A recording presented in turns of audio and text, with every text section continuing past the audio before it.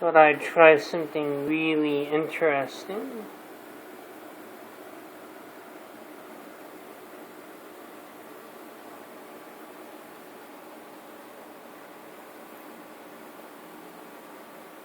Is it possible to dual boot Windows 98 with Windows Millennium Edition?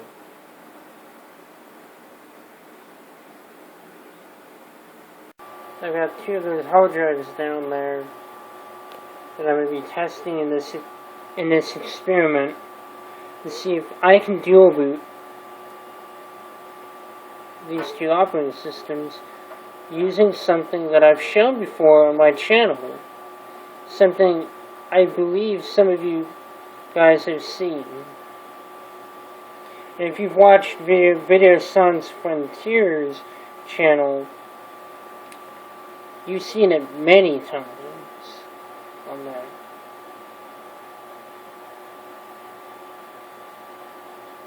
Or even Rogue Geek, aka Billy Core.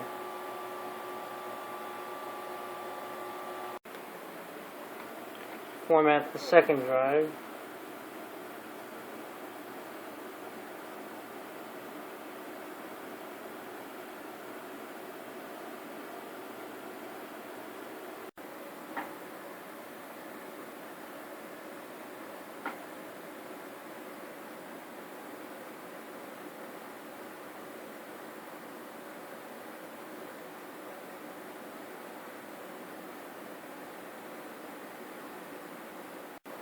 Prepare Windows 98.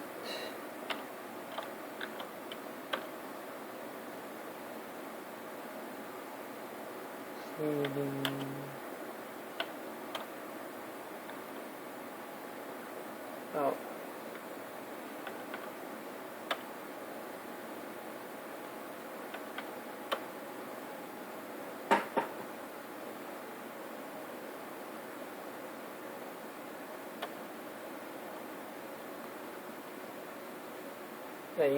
Yeah, that's kind of cool, isn't that?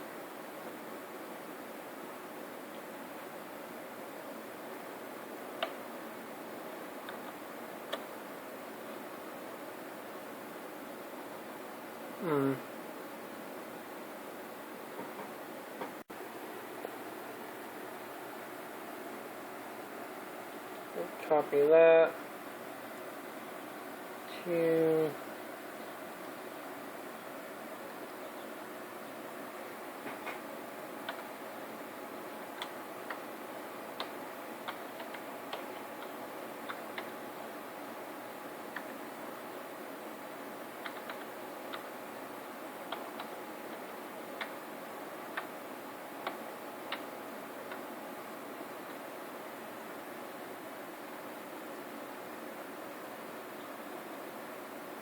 we'll copy it over, go to a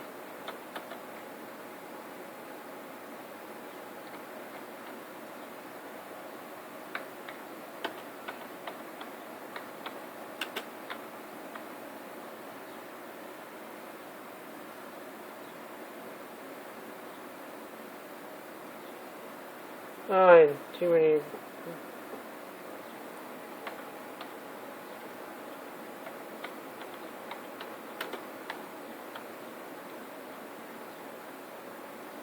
Okay, that's how you disable it.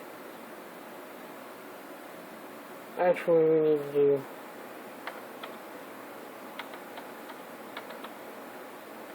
again because we're gonna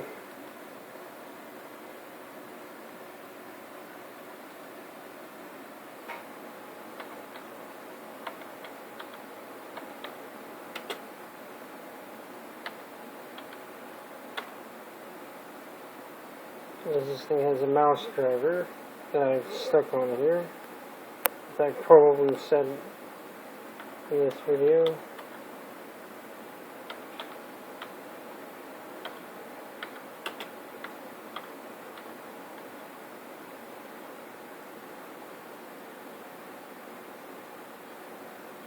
So see this.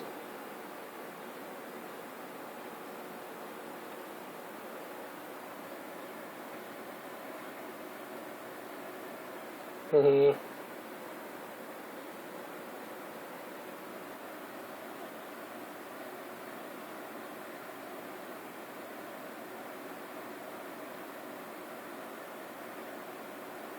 that's why it's gonna go into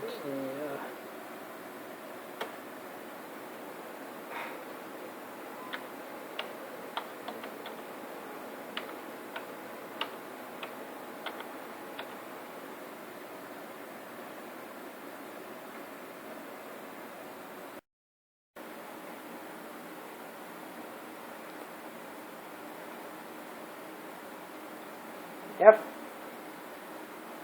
You guessed Acronis. You are absolutely correct. On Selector version 5.0. So let's see. Blah blah blah. We're gonna install on that gig drive, obviously. What that pretty much does is it makes your computer bootable.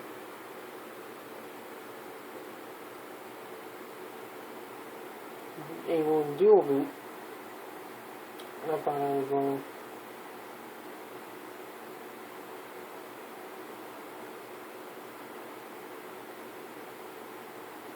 I thought I would learn how to pretty much do this with Linux and use this video as a basis for one of the upcoming videos, because this is one of those computers that you just saw the compact logo.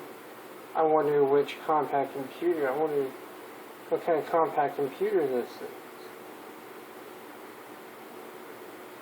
is. I wonder.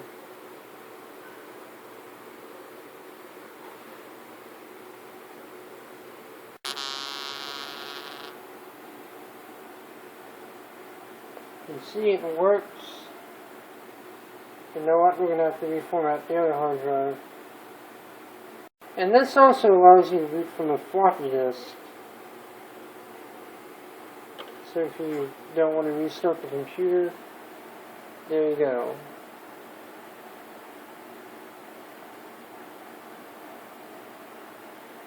Now let me start so you have the support. We're going to be installing Windows 98, now Windows Millennium Edition. At least I will be, because I just don't like hearing it from the actual CD for ME. Oh, it just blew my mind. And it's like, I'm not even really one that's super attracted to anime. It's like, I really don't like moe, which is the whole topic of the other video that we did together. Yeah. Like, I respect the ever-loving crap out of One Piece, Attack on Titan, and Kill la Kill, and a lot of other popular shows. But I just am not that big a fan of one. Like, my top 5 anime, with no particular order, are Rurouni Kenshin, Samurai 7, Azumanga Daioh, Oshiete Galako-chan, really like that one, and Genshiken. And if you know all of those, congratulations, because those are really obscure. Yeah, I would totally agree. And, I mean, even that being said, it's just like, for me, I am openly admitted to saying that I'm just an anime casual, meaning even just Japan, because the term weeaboo is making it very, very almost discriminatory, saying that only Japanese people, full-blooded, that even live there, that were born there, that know it just naturally. It's like saying only those types of people are allowed to embrace their own culture. You can, all gaijins, anybody that is in any kind of interest in Japan, almost have no right to do it. It's as if like we're all assholes. And it's funny because the Japanese are so into sharing their culture. Exactly. I got so many free lunches because I understood like freaking Osaka Day, where instead of saying Wakara Nai, Wakara Hen. not Dan, and it coming from my mouth is one of the most hilarious things to them, and not in a malicious way, but in a, oh my gosh, he gets it kind of way. Right. So it's like, if someone calls you, let's just close it with this. If someone calls you a weeaboo, pity them. Pity them, for they are too stupid to ever understand what it means to know something and love something beyond their backyard. Right. Right. Because it doesn't mean anything anymore. It never did mean anything, and, you know, it's pointless now.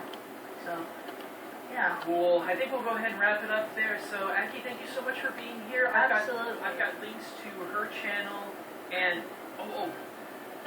I'm going to put an annotation and a whole bunch of links in the video right now. Go watch our collaborative video that we did immediately after you close this down, because we're talking about Moe, and it's just as an intensive a conversation, and I promise you this will be like. So, Aki, thank you for being here. Absolutely. Alright, guys, and until next time, this is Gaijin Guba signing out. Bye-bye.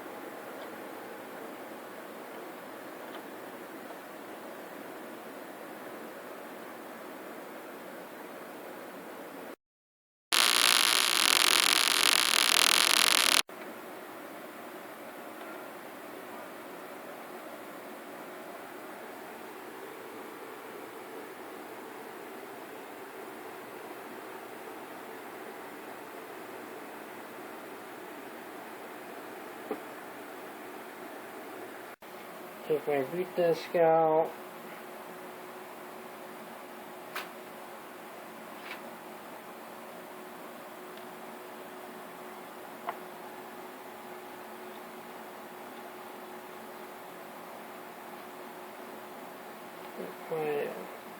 I put it back in the container. Put it away.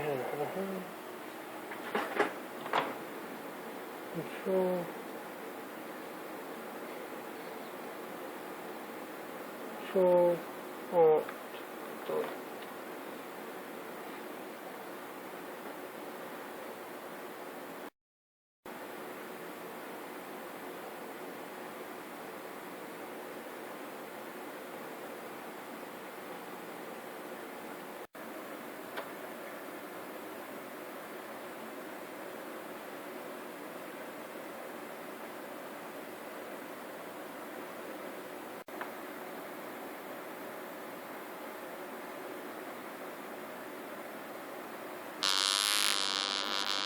Yep.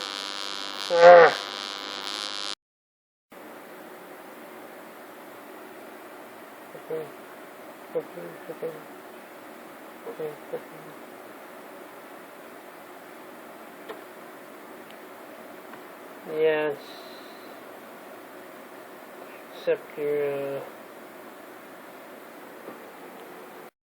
maybe I should destroy the Windows 98 install. Nah.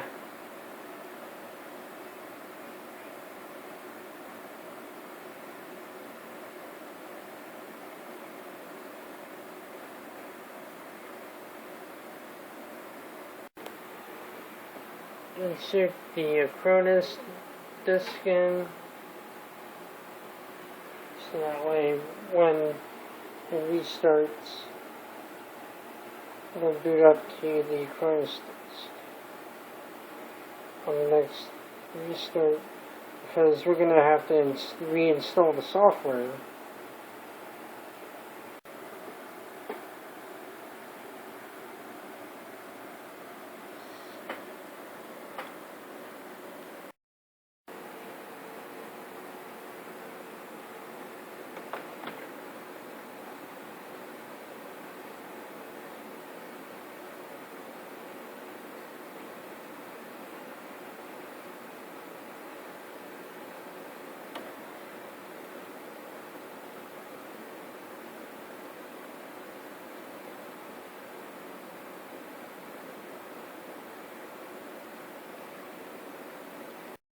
about it, and now I kind of want to talk about fan service. With the advent of Selector versus coming out of the US finally here for that. I'm sure you guys have saw the video about that, and there's a lot of journalists just having a field day with it in probably the most unprofessional ways possible. But I kind of stepped back and I was like, you know, what does fan service really mean? What does it actually do, and should it be what you define it to be? So. There we go. What fan service is? Yeah, I guess we can go with that. So like, what do you think of fan service? All these games, and then you've got like Dante, and gosh, you're gonna have to help me find the picture. But like the freaking, it's so hilarious to me. It's like people get so wound. It's like you said earlier. People got so wound up about Selector, about DOA Extreme 3 and Bayonetta and all these games, and then you've got like Dante. And gosh, you're gonna have to help me find the picture, but like the freaking scissor lock that's like the Virgil. Oh no, him and Hero from Devil May Cry 4. See, that's what I mean. That's what I mean. That's fancy. I saw that. The first time I saw that, I was thinking, ooh, naughty boys. Now, why does that get a pass, ladies and gentlemen? I know. I've seen the picture, like redone in so many different forms. Gay fan art. It kind of drives me form, and it's not visual, which it just impacts you in the face a lot harder. And the other thing too is that we still have so many people that are like this is a society. Therefore, it's like I don't know. I just feel like men are extra large targets for things like this. Where since women have had such a history for a really long time, and I don't think that's fair, but I think that's the reason why. Let's keep talking about different kinds of fan service. Like we talked about Project Cross Zone. I think Project Cross Zone is a fan service game because honestly, can you guys either recall the plot of that game or do you even care about it? Because I would argue that everyone was just interested in seeing all of Capcom's characters. Redefine the term. Now, let's talk about something that I love talking about, Mortal Kombat. I don't care who you are, that is a fan service game. Mortal Kombat has always been a fan service game. Does anyone really remember the plot? No? Does anyone really care about the plot? I kind of don't think so. The last couple of times Mortal Kombat tried to have plot, it turned out not so great. But I would argue that games like Mortal Kombat or Manslaughter or, I don't know, even like Hatred, even though Hatred was just a game that existed just for shock value alone. But it's like, no, this is what I would call a violence fan service game. It's like, oh cool, how many ways can we freaking slice a person apart or whatever? It's just, but again, I don't have any personal problems with it. Like, I tear down Mortal Kombat so much, but I seriously do not have a problem with the game existing. But it's like, you can't tell me that Mortal Kombat is not a fan service game. Like, would you agree with me? Because Aki's loved the game for being I grew up playing Mortal Kombat, and unfortunately, one of the last Mortal Kombat games I actually played was actually Deadly Alliance, because that was where he kind of started doing the whole, like, combo heavy stuff, and I suck at remembering all the button combinations, and they added kind of like a weird RPG. The moment of truth. I just want to beat the crap out of people to let off steam. Yeah. But I mean, that's the thing, too. It's like, there were so many... Granted, the movesets were different, but early Mortal Kombat felt very recycled. Like, a lot of the animations were the exact same. A lot of the basic attack animations were the exact same. A lot of the designs were the exact same. But you didn't play Mortal Kombat for interesting character development or really, really pretty fighting. If you wanted that, you would typically play Street Fighter. No, we played it because it was the most rapidly violent game out there. Well, in terms of animation, I think what they had to work with the technology at the time, I think they did pretty. I don't what they did have. But then you can look at a game like Street Fighter. This is where we have a divide. By the way, ladies and gentlemen, I would argue that we're getting away from the topic. Alright. No. But I would honestly say that we should hold them higher than that because Street Fighter did such a good job of creating individual characters. I remember like the first. Lee did a video that highlighted that in, I'll put a link up somewhere, but he talks about how like Street Fighter was really diverse and whatever. Anyway, fan service should not exclusively be like TNA on peanuts, because this whole conversation was, it applies to so many other areas, this concept applies to so many areas, and I know that this doesn't necessarily have a whole lot of direct one-to-one with culture, but this is kind of our gaming culture. Or our nerd culture, and it's something that I do like to talk about from time to time. But I don't know. I just feel like we need to call a spade a spade. You know, we need to stop generalizing and just look at how games have been. And the bottom line is just play what's fun and play what's enjoyable. And if you don't enjoy it, Don't play it. well, that, and you're not attributing anything to the gaming culture, the gaming scene, anything by reviewing and talking bad about a game just because you don't like it.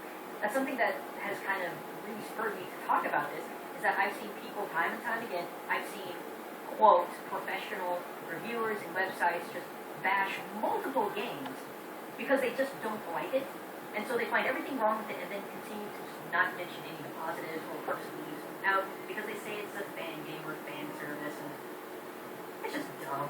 There are quite a few games that were super popular that I don't care for, that I don't like. I just, whatever. Yeah. I'll go over here, I'll play my game, you guys go play that. Yeah. So, thanks for letting me be chill this week, guys. I'll be rolling out a new game exchange hopefully next week. So, I don't know, is there anything else you want to add on? Keep a lookout for more Sin and Tiger and Fun from me on my Yeah, channel. all of the video footage that I'm overlaying on this is from Aggie Plays and us playing Senran Kaga, and it's going to be fun. They can't see your face here. You should like, I'll make a spray. Oh my goodness. So go check that out once you're done here, just to have a good old time. So, anyway, until next time, everyone, this is Guy J. Gruba, signing out.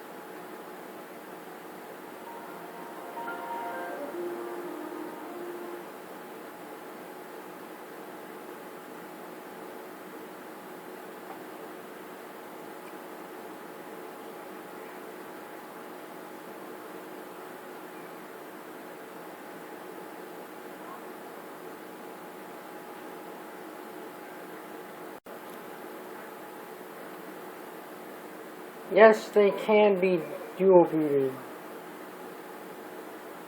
I've just confirmed that. So yeah, now I know that it'll work. So when I get the computer ready that I've been working on,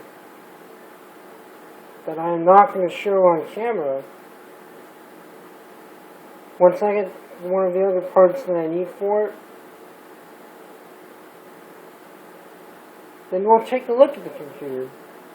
Until next time, this is Michael Eugene Gardner of Radical Edward Gaming, signing off. Have a good one.